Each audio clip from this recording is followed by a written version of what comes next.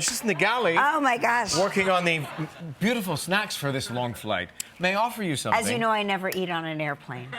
Is travel expert and the founder of Going, Scott Kives. Scott Kives. A lot of problems this year with air travel. Yeah, look, it was not a banner year for the the airline industry. You saw flight disruptions up the wazoo. I mean, the holiday meltdown on Southwest, terrible. It just kept going and going and going. What are things we should do? Tell us about it. Where should we Yeah. start? Look, so I think the first thing to be aware of is that airfare. People thought of 2022 flights getting super, super expensive, and they did. But for 6 of the past 7 months, airfare's actually been falling. It's down 20% from its peak last summer. And the good news is that cheap flights are back. Just last month, we saw flights, Kelly, over to Japan, $316 round trip. Sign me up, Scott. We are going to for the make that weekend. bucket list happen for you. So cheap flights are back. Can you call the airlines and negotiate or ask for a better price or get a price adjustment? Well, the good news is you don't even have to call the airline. You can actually rebook and get and avoid any of those change fees altogether, because starting in late 2020, airlines got rid of that old $200 fee you used to have to pay, so that now if the price drops on your flight, you can actually rebook it yourself, save the difference. In fact, on my flight over here, I've got a family vacation coming up to Arizona in May. Checked the price on it. It had dropped 20%. Rebooked it on the plane over and saved the difference. Yeah. Oh, wow. So, like, with travel and flight delays and cancellations at an all-time high, what can people do to put themselves in the best position possible, when that happens? Absolutely. Look, I think that comes down to the types of flights you can book. Look, you're never going to be able to control the weather. You're never going to be able to control when an airline has a crazy IT meltdown. But what you can do is book the types of flights that are least likely to get disrupted, and that's morning flights and nonstop flights. The earliest flight. That's right. And, you know, they actually have an on-time arrival. I checked the stats on this, 20 percentage points higher than the afternoon or evening flights. Better weather in the morning. Turns out there are fewer thunderstorms. And B, we've got the airplane is already at the airport. It doesn't have to come in from elsewhere, and so you aren't at risk for that delay. Hey, we were talking about baggage and the lost luggage, the luggage that was sitting around for so long. Man, did you see those photos of just like sitting in the seas airport of for unbelievable? Have you seen the stores of lost luggage? Oh, my goodness. They have shops where the lost luggage stuff goes. Down in Alabama, you can go thrift store shopping for lost luggage. It looks like great stuff. We got to do a segment from that. What's the trick? So here's what you can do. 3 quick tips. First, throw a GPS tracker in your checked luggage, Apple AirTags, Tile, anything. That way you can be able to find your lost bag much easier. Second, right before you hand your bag over to the agent, go and unzip it, pull out your phone, just take a quick photo, because that way, if your bag is lost, you need to claim reimbursement, you can prove to the airline, yes, I really had that Chanel purse in there. Yes, I really had that camera in there.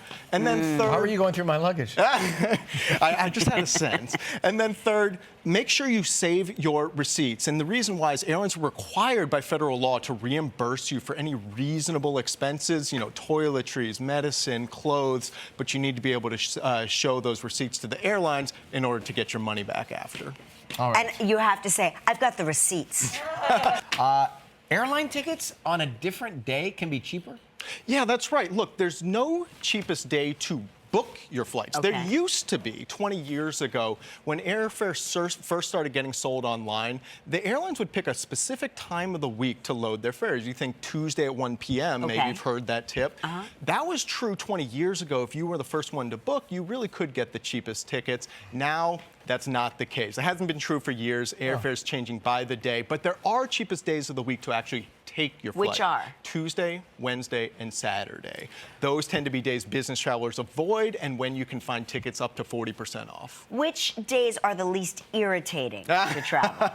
You know, actually, I would say Tuesday and Wednesday, because you're going to have the fewest people on the plane, the biggest chance of an upgrade, maybe be able to get these cush first-class seats, and enjoy your flight more. These could use a little repair, but yeah. These are first class from the 1980s. They actually have ashtrays. Yeah. Yes, I know. There is an ashtray here. Are there best deals? Are there certain fake smoke Yeah, right there? let me- Are there certain cities that have best deals right now? Absolutely. First, Hawaii. Hawaii. I don't. Have I to like that. I don't have to sell Hawaii. Hawaii sells itself. I checked right before coming on here. There are flights right now available to Hawaii from the West Coast, $219 round trip. We're talking all over the West Coast to Hawaii. Second, Portugal. I love Portugal, yeah. A It is big so rise are beautiful. getting more and more popular. Flights available right now as we speak, $412 round trip from Boston, Chicago, Philadelphia, all And over. the food there is fantastic. What about hotel travel, rent-a-car travel? I keep hearing about rent-a-car shortages, and what are your best tips for planning that? Here's the best secret when it comes to hotels and car rentals. Think about flights. You have to prepay for your flight. You pay right when you purchase it. With hotels and car rentals, you don't. You just make a reservation. What that means is that if the price of your hotel or car rental drops between the time you book it and take it, you can just cancel that old reservation and book at the new rate. Did that again on the flight over here. It was a very productive flight. Ended up saving 20% on an upcoming car rental. What happens if the price goes up? Are you committed to paying the new price, or can you? You're already locked in at the Locked in. price you've already booked. Okay.